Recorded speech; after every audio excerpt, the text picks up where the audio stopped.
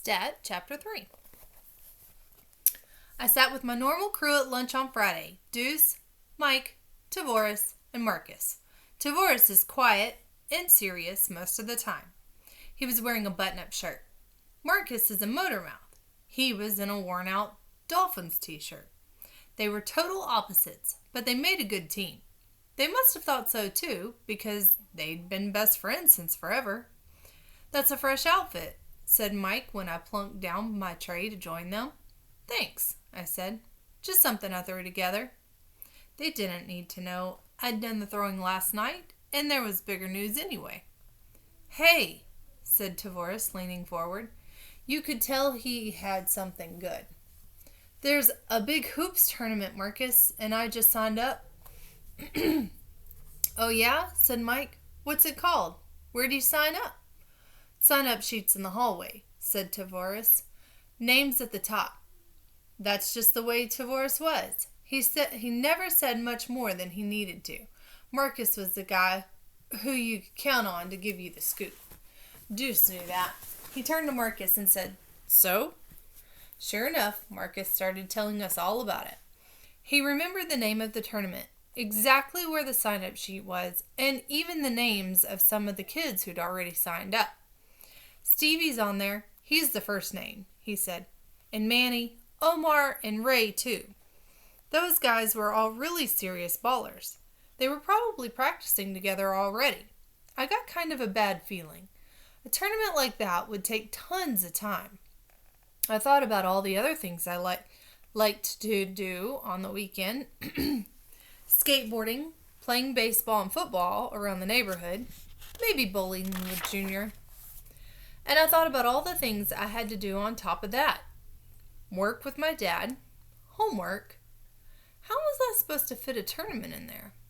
"I'm signing up as soon as we get out of here," said Mike. "You know I'm down," said Deuce. "What about you, Amar'e?" said Marcus. Everyone at the table was looking at me now. I squirmed in my seat, trying to think of something to say. I didn't want to say no to my friends, but I didn't really want to say yes either. Finally, I thought of something. "That reminds me," I said. "I heard a pretty good joke." The table was quiet. Everyone was still looking at me. Mike was the first to say something. "Yeah?" he said. He could never resist a new joke. "'Sit funny?" asked Marcus. I was off the hook. "Okay, check it," I said, trying to remember how the joke started. "These two friends are both huge ball fans, but one of them isn't so bright. You might want to pay extra attention to that part, Mike." Mike just waved me off like he always does. "Anyway," I said, "they're visiting a big basketball museum with their families. They're in part of the museum that shows the best teams from the 1970s. So there are framed pictures of all these teams, right?" I looked around to make sure everyone was still with me. "Yeah," said Mike. "Okay," said Marcus. "Sure," said Tavoris. I knew I didn't have to worry about Deuce getting lost, so I went. And under each picture it says like 70, 71, 71, 72, and all the way up to 78, 79. So the first kid is looking at all the crazy 70s styles, like the short shorts and pulled up tube socks. And the second kid turns to him and says, "You guys ready?" Yeah, said Marcus. What'd he say?" He said, "I can't believe all these teams lost by 1 point." They all busted out laughing. I did too, but part of that was relief. "Oh man," said Mike. "That is one dumb kid," said Tavoris. After lunch, Mike, Deuce, and I headed to history class. "Man," said Mike, "I'm going to have to work on this paper all weekend. 4 pages? That's like a book." "You haven't even started it yet, have you?"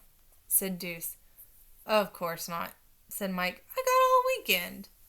"Man, Mike," I said, shaking my head, "you were hopeless." "Yeah, just 'cause you two are probably halfway done," he said. "Not halfway," said Deuce. "Nah, me neither," I said. "You started though, right?" said Deuce. "Yeah," I said. "I picked my topic and did some reading." "Yeah, same here," said Deuce. Who you writing about? MLK all the way, I said. Yeah, me too, said Deuce. Me three, said Mike. Those other names are ancient anyway. I just can't figure out that last part. What he means to my life, I said. I can't just say what he means to everyone, especially since the whole class is probably picking him. You know Miss Bourne is always on us about originality. I need to figure out something that's just about me. Yeah, me too, said Deuce. That's the tough part. Ha, said Mike. Bourne got you two nerds good. Yo, Mike, I said. You've got to do it too. Oh, yeah, he said. When we turned the last corner heading to class, I saw the big bulletin board in the hallway. I got that same feeling again, like I was cornered. Here it is, just like Marcus said Mike, pointing to a long sheet of yellow paper. Lake Wells Youth Basketball Tournament, read Deuce. A well of attorney. Sweet! It was a sign-up sheet. There was a pen hanging from a string next to it. Mike had already picked it up and started signing his name. As soon as he was done, Deuce grabbed the pen and signed his. When he was done, he held the pen out for me. Still a few spots left, he said, a big smile on his face. Hope we can get on the same team. I didn't take the pen. Sup, man? He said. I don't know, I said. I really wished I had another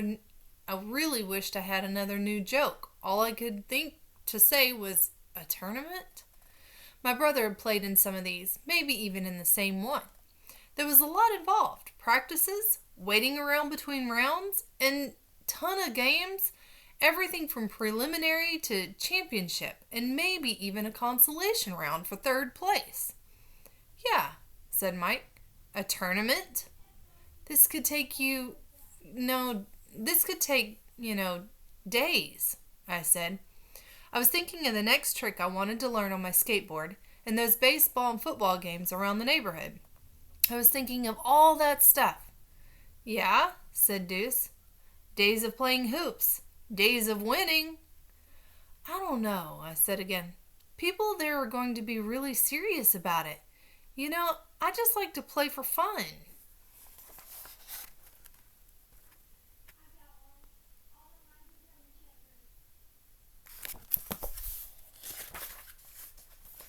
I was feeling the pressure.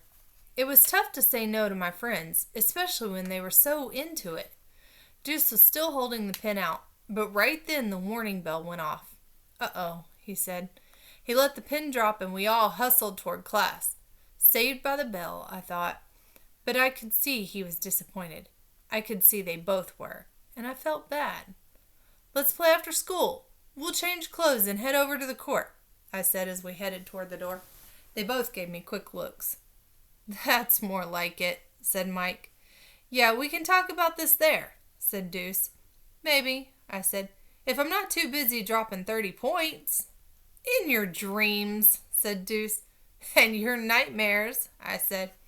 We made it to class with 2 seconds to spare. But we were all smiling when we got there.